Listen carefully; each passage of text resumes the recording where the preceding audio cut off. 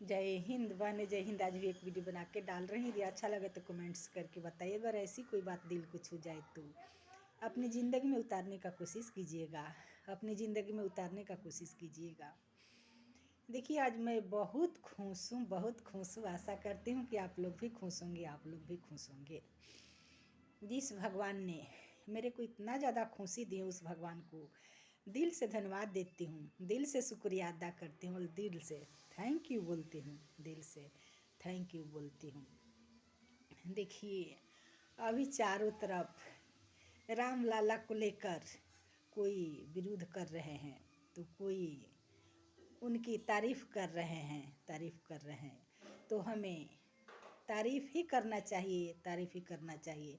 चाहे जिस धर्म को मानने वाले हैं, जिस धर्म को मानने वाले हैं, जो सच्चा उस धर्म में डूबे होंगे, तो हमारे राम लाला को गीला नहीं करेंगे, गीला नहीं करेंगे, उनका विरोध नहीं करेंगे, विरोध नहीं करेंगे, बल्कि उनके आदर्शों को अपने जीवन में उतारने का कोशिश करेंगे, कोशिश करेंगे। तो चलिए, राम लाला का एक छोटी सी कथा सुनाती हूँ। यह कथा किस रामायण की है, किस रामायण की है मैं ये तो नहीं जानती, पर मैं सुनी हूँ वो कथा यहाँ पे सुना रही हूँ, सुना रही हूँ। तो बड़े लोगों की और बड़े जो विद्वान हैं उनकी सोच ही बड़ा होता है, उनका सोच ही आदर्श होता है। और हमारा राम का तो बात ही कुछ और है। राम का तो किसी ने बराबरी कर ही नहीं सकते, कर ही नहीं सकते।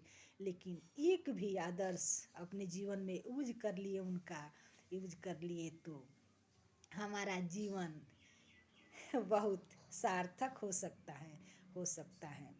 तो जब हमारा राम लला छोटा था, तो माता कैकेयी ने भरत और राम को धनुर्विद्या सिखा रही थी, सिखा रही थी।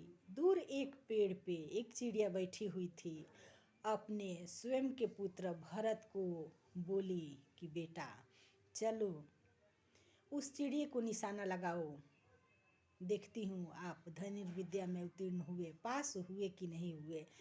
तो लक्ष्य भरत तो धनुष और बाण उठाए पर निशाना नहीं साधे, निशाना नहीं साधे। बोले कि माँ आग लागो, आग लगे इस विद्या को, इस ज्ञान को, जिस विद्या ने किसी की हत्या करा रही है, हत्या करा रही है। और धनुष बाणों रख दिए।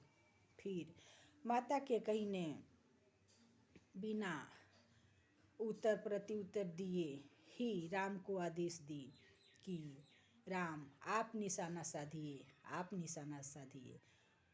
तो राम बिना कुछ सोचे समझे ही उस चिड़िए को मार गिराया, मार गिराया। फिर राम से माता कैकेयी ने पूछी, कैकेयी ने पूछी कि बेटा भरत तो धर्म और अधर्म की बातें समझाकर माना कर दिया, चिड़िया को मारने से मना कर दिया, कि आपको ये समझ में नहीं आया कि आप भी निर्दोष पक्षी की हत्या कर दी, हत्या कर दी। तो राम ने वहाँ कितना अच्छा विचार प्रकट किए, कितना अच्छा भाव प्रकट किए। वो बोले माता हम तो इस समय शिष्य हैं और आप गुरु हैं, तो गुरु की आदेश को मानना हमारा सर्वोपरि धर्म है। धर्म और अधर्म के विचार करना तो गुरु का कर्म है। हमारा तो कर्म सिर्फ गुरु के आदेशों को मानना है, मानना है। फिर उस चिड़िया के पास जाकर देखे तो वो हकीकत में चिड़िया नहीं थी, चिड़िया नहीं थी, वो चिड़िया का चित्र था, चिड़िया का स्वरूप था, चिड़िया का स्वरूप था। कैकेयी ने फिर दोनों को समझाई और बोली आखिर मैं भी आपकी माँ हूँ और दूसरा गुरु भी हूँ, तो धर्म अधर्म का मुझे भी समझ है, मुझे भी समझ है। तो ऐसे ऐसे राम जी का भाव है और विचार हैं, जो कोई भी उनके विषय में गलत समझते हैं, गलत सोचते हैं, तो कहीं पे लिखा हुआ भी मिले तो उनको त्याग दीजिए। वो लिखने वाले की गलती है। हमारे राम में कोई खोट हो ही नहीं सकता, हो ही नहीं सकता। और इसका प्रमाण हमारा अपना भाव है, अपना भाव है। इसके विषय में एक और कहानी सुनाती हूँ। इसके विषय में और एक कहानी सुनाती हूँ। एक दुकानदार थे, वो बहुत नीचे से ऊपर पहुँचे हुए थे। वो पहले छोटा मोटा उनका दुकान हुआ करता था, बाद में बहुत बड़ा हॉस्टल बन गया और खाने पीने का उसमें व्यवस्था थी, रसोई का काम चलता था। एक मनुष्य था जो शरीर से तो अच्छा था, पर ऊपर ऊपर उनका ऐसा दिखाने में अपना स्वांग रच रखा था कि वो बहुत गरीब है, बहुत गरीब है, क्योंकि वो दिल से गरीब हो चुका था।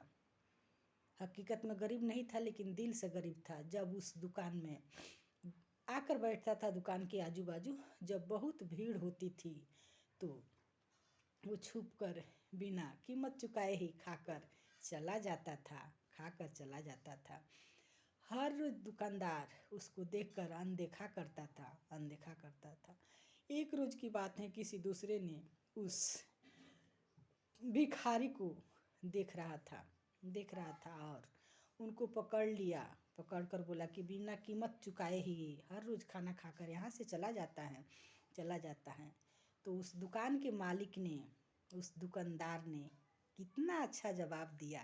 हमारे अपने जीवन में यूज करने लायक हैं।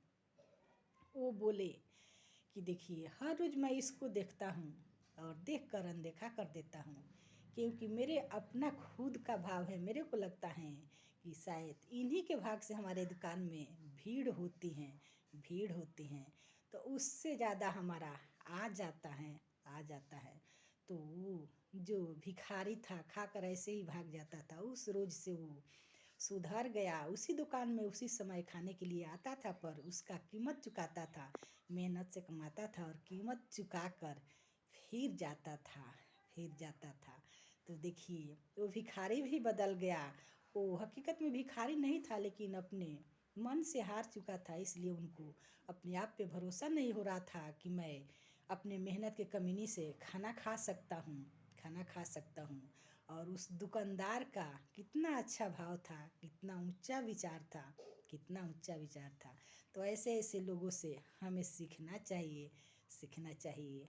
और हमारे राम तो आदर्श ही हैं।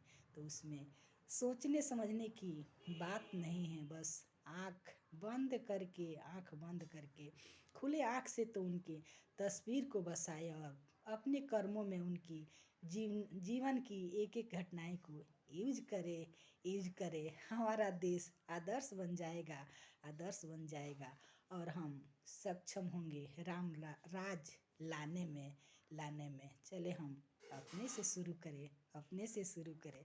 बस इतना ही आज। जय हिंद।